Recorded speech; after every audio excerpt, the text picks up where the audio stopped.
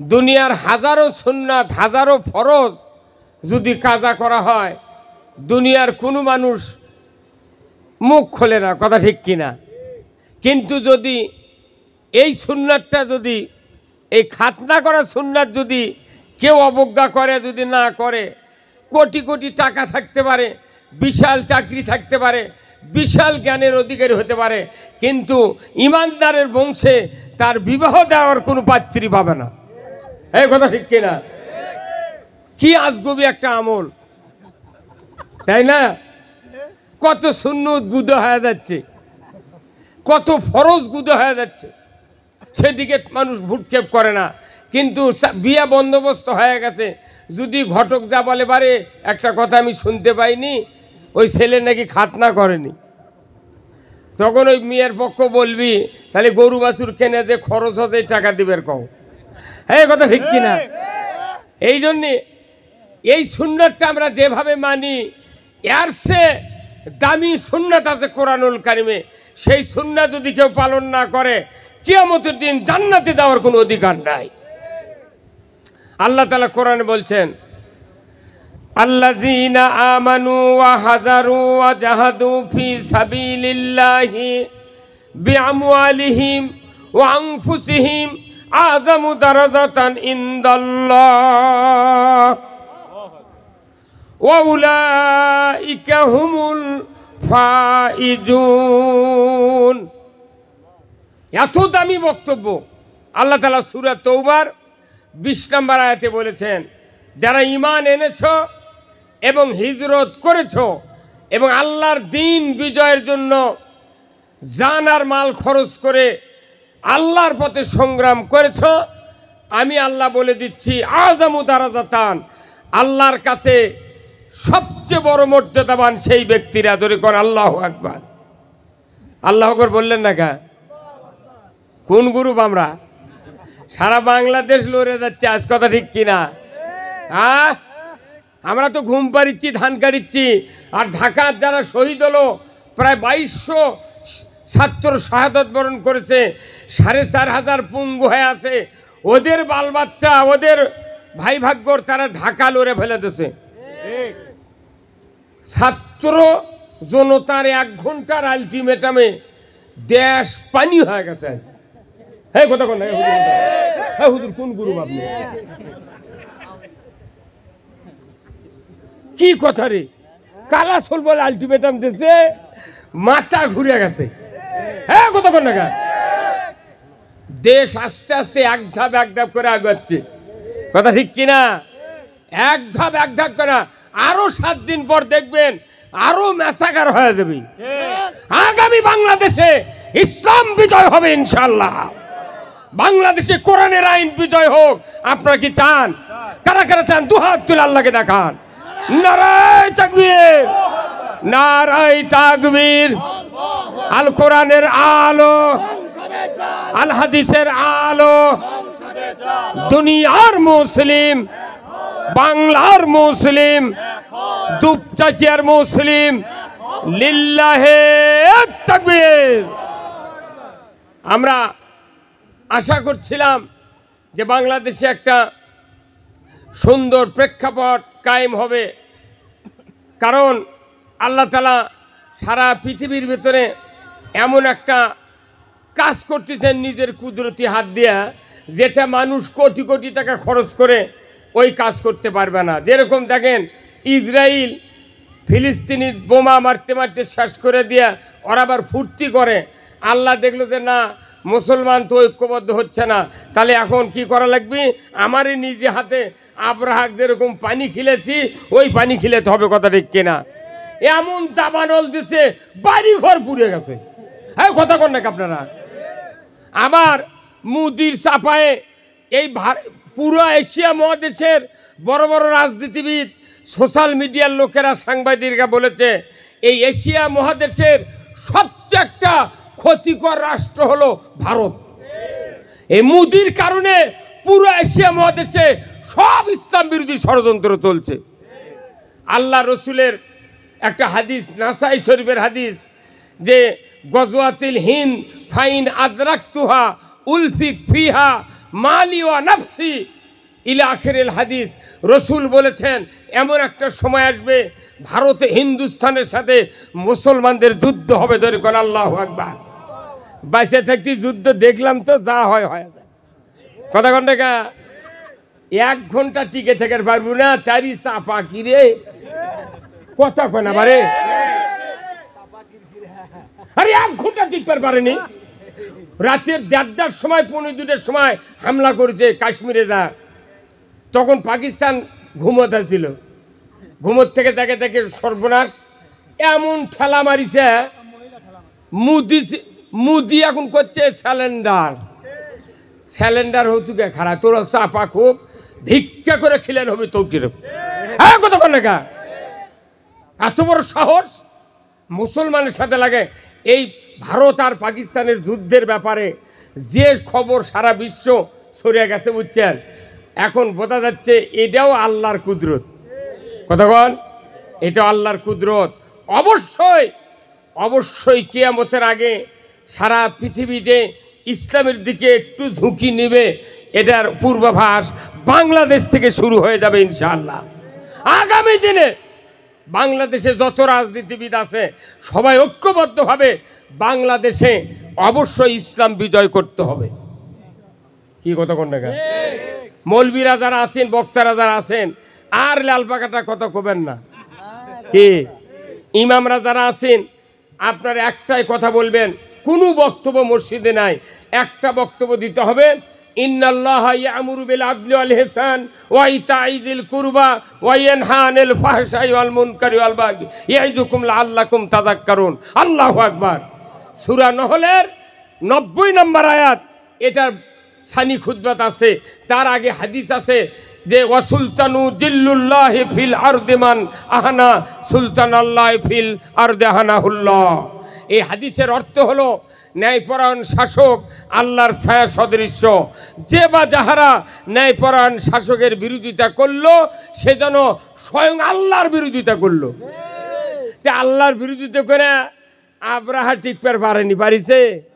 ফেরাউন, নমরুদ, নেপালের ওই টিকতে পারিছে? সিরিয়ার বাশার আল আসাদ পারিছে? বাংলাদেশে পারিছে? 1 ঘন্টার মধ্যে নিবন্ধন সব কিছু নিষিদ্ধ করলো। এখন এসে আল্লাহ ঘুরে ওই গড়েতে আবার আল্লাহ পার দেওয়ালো। কতক্ষণ টাকা এটা আমাদের একটু ইচ্ছার ব্যাপার। দল মত নির্বিশেষে আমাদেরকে ইসলামের দিকে আসতে হবে। বাংলাদেশকে আমরা বিশ্বের ভেতর একটা ইসলামী রোল মডেল রাষ্ট্র তৈরি করতে চাই।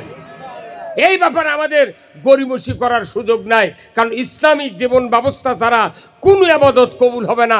আল্লাহ কোরআনে বলছেন ইন্নাদ-দীনা ইনদাল্লাহিল ইসলাম, ইসলাম নামক জীবন ব্যবস্থা আল্লাহর কাছে প্রিয়। এতে যদি বান্দা মানুষের কাছে প্রিয় না হয়ে অন্য কারো জীবন ব্যবস্থা প্রিয় হয়, আমি আল্লাহ বলে দিচ্ছি ওয়ামাই ইয়াবতাগি গায়রাল ইসলামি দীনান ফালা ইউকবালা মিনহু ওয়া হুয়া ফিল আখিরাতি মিনাল খাসিরিন।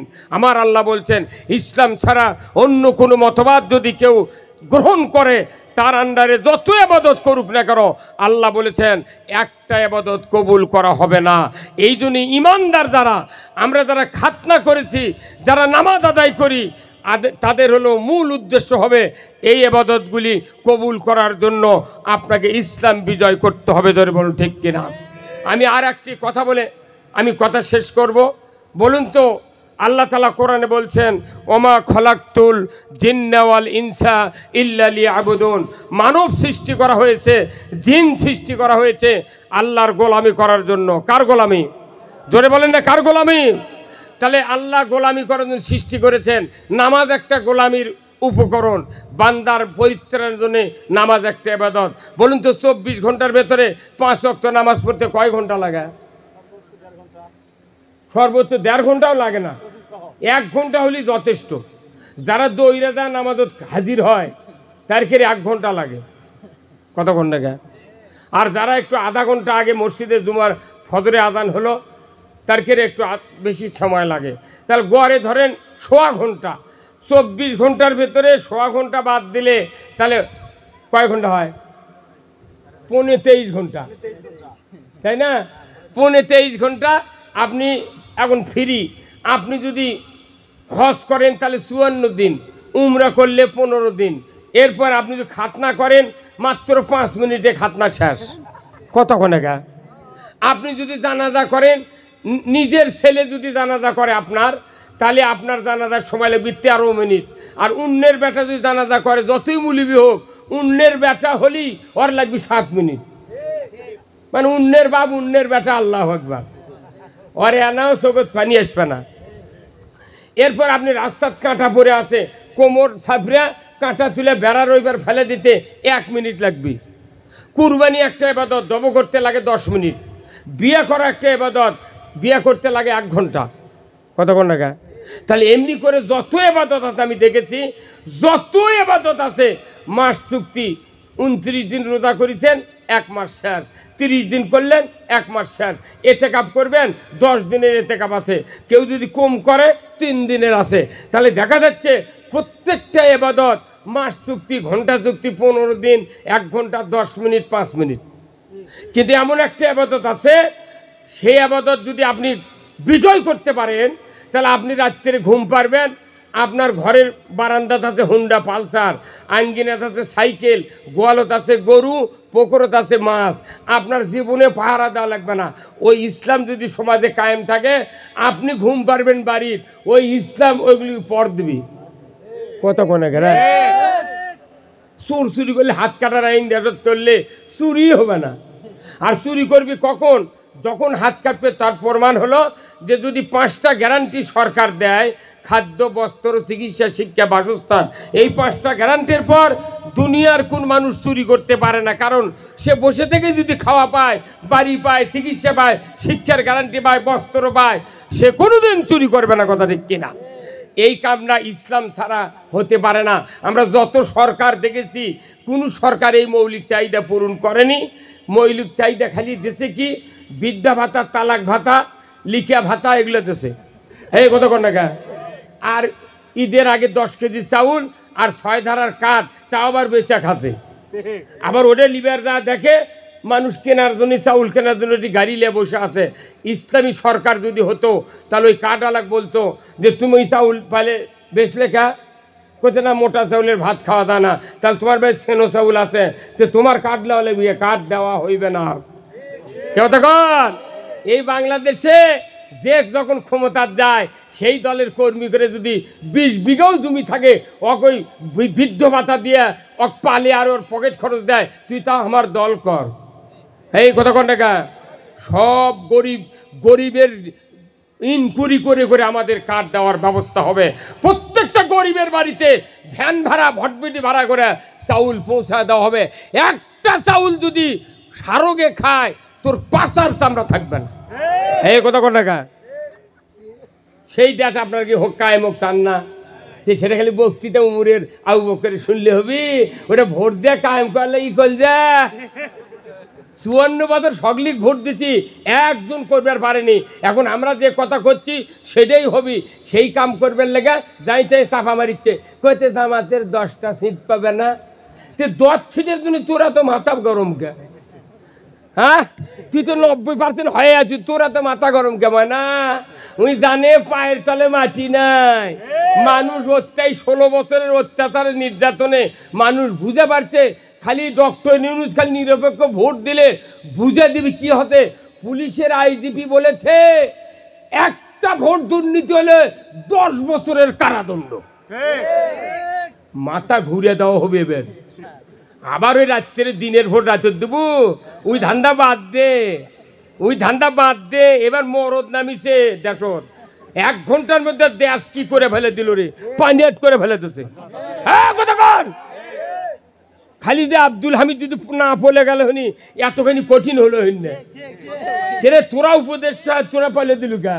এই আসিফ নজরুল আওয়ামী লীগ সরকারের সময় যে বক্তব্য দিতে মনে হচ্ছে মদিনার প্রেসিডেন্ট। এই কথা কর রে বদমাইশ, তুই আবার এগুলা করলু কে? তোরও কাল থেকে পদত্যাগের দাবি, তোর বাড়ি ঘেরাও করা হবে। বাংলাদেশের মানুষ শান্তিপ্রিয়। জমির আলোত গামছা পারে শুলে ঘুম ধরে। সেই মানুষগুলো তোমরা ঠকাচ্ছ 54 বছর ধরে। মাংনায় স্বাধীনতার নাম দিয়ে ভোট দিবার পারি নাই, বুদ্ধি তো কে দিচ্ছে রে? ভোট দেওয়ার ক্ষমতা নেই আমাকে রে। আমি গেছি ভোট দিবার 14 সালে, করতে হুজুর তোমার ভোট হয়ে গেছে, আমার ভোট কার দেবো তাহলে সেটা ক মানে না। আবার এই 18 সালে ভোট দেবার গেছি, আমি কোনো ভোটের দিন বাড়ির থেকে না। কারণ কি, আমার একটা ভোটে যদি ভালো লোক বিজয় হয় তাহলে তো কাম হবে, আমি মানে ঘরে মেয়ে থাকবো।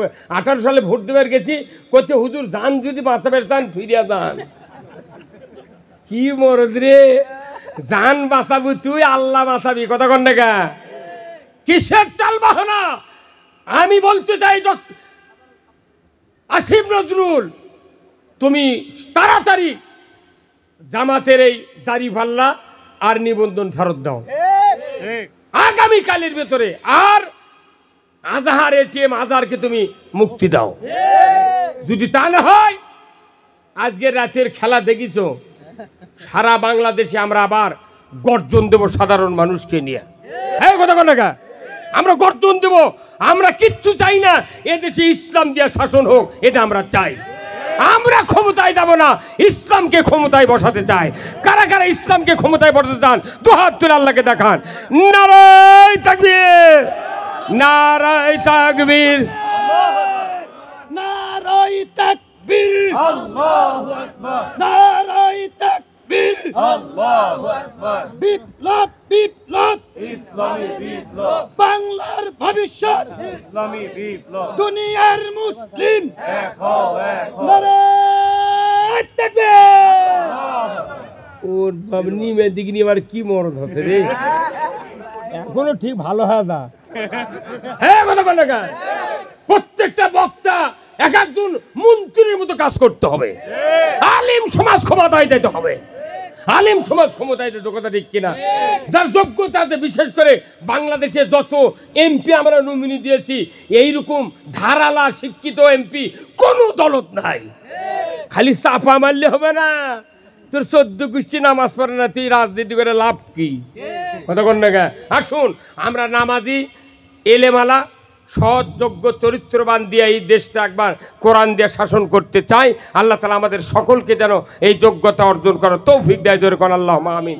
আমি কর্তৃপক্ষকে শুকরিয়া জানাই, মহান মাবুদের দরবারে শুকরিয়া আদায় করে আলেম ওলামাদেরকে নিয়ে আজকের এই প্রচণ্ড গরমের ভেতরে যারা ধৈর্য ধারণ করে বসে আছেন, আমি এই দুপচাচিয়ার প্রপারে যত আত্মীয় স্বজন আছেন, ব্যবসায়ী ভাইরা আছেন, রাজনীতিবিদ আছেন, সকলের সুস্বাস্থ্য কামনা করে মহান মুনিবের দরবারে এই দেশটা ইসলামের দিকে ঝুঁকিয়ে দিয়ে, আল্লাহ যেভাবে আব্রাহাকে তছনছ করে দিয়া যেরকম ইসলামকে বিজয় করেছিলেন, আল্লাহ যেন এই বিংশ শতাব্দীর 2025 সালের এই গণ অভ্যুত্থানের শুরু থেকে শুরু করে আগামী নির্বাচন পর্যন্ত আস্তে আস্তে যাতে পুরা জাতির ভিতরে আল্লাহ যেন কলিজায় ইসলামের জাগরণ সৃষ্টি করে দেয়। ধরে করে আল্লাহুম্মা আমিন।